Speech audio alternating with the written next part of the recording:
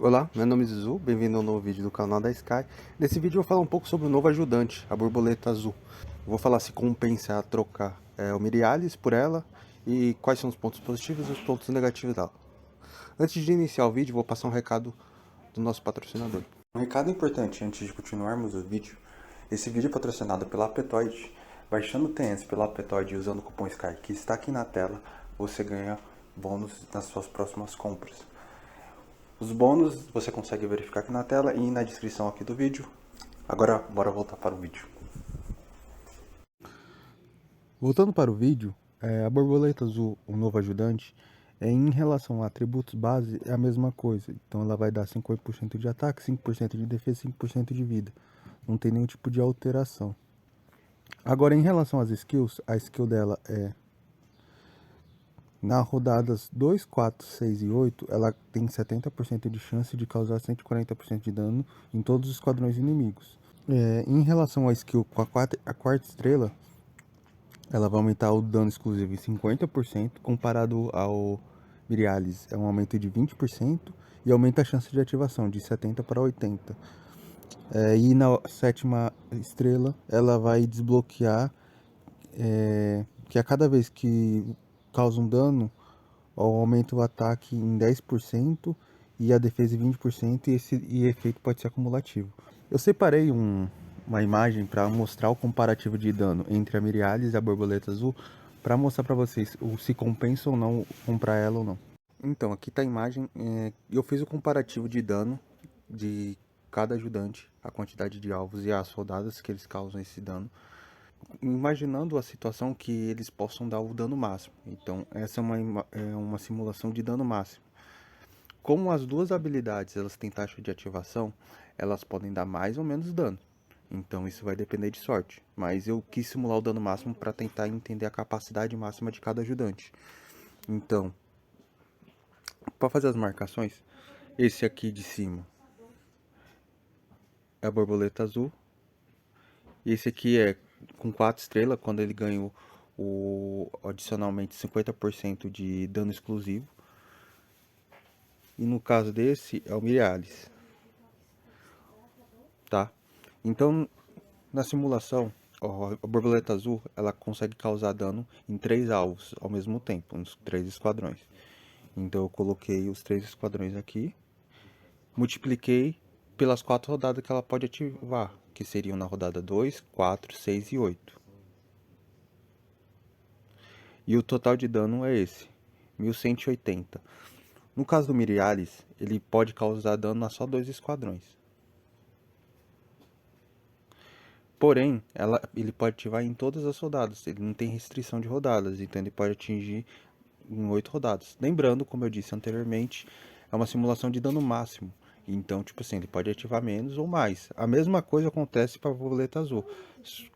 Eu acho que uma das coisas que é bem negativa na borboleta azul é que essas 4 rodadas que ela pode atacar não é garantido, tem uma taxa de ativação. Ou seja, mesmo ela tendo essa limitação, ela ainda tem taxa de ativação que limita bastante o dano dela. Se esse dano fosse garantido, pelo menos a gente podia justificar a compra dela em cima de algo que seria mais estável. Só que como ela tem taxa de ativação de 70 inicialmente, podendo chegar a 80%, ela ainda nessas 4 rodadas ela ainda não pode ativar. Ela pode ativar 2, 3.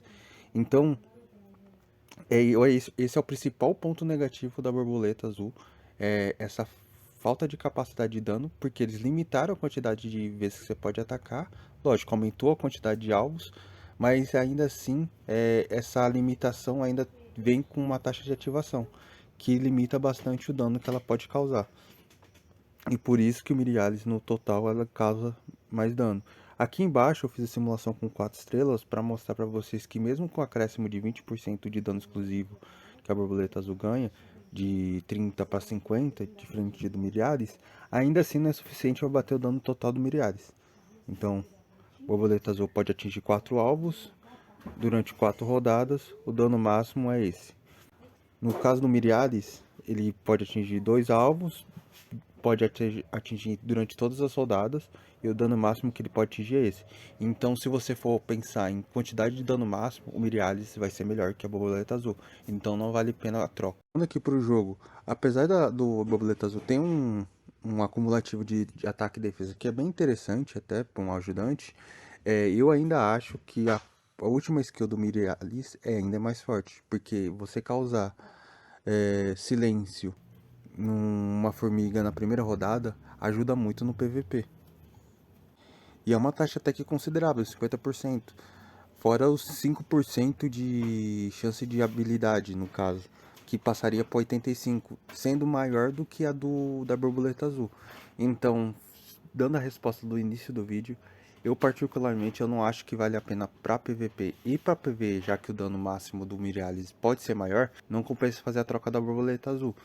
Eu comprei, particularmente, por um motivo específico.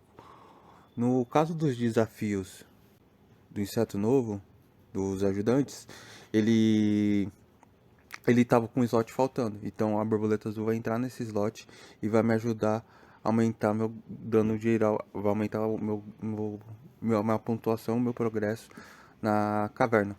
Então, só por esse motivo que eu comprei. Provavelmente eu não vou comprar mais porque, como eu disse anteriormente, não acaba não compensando.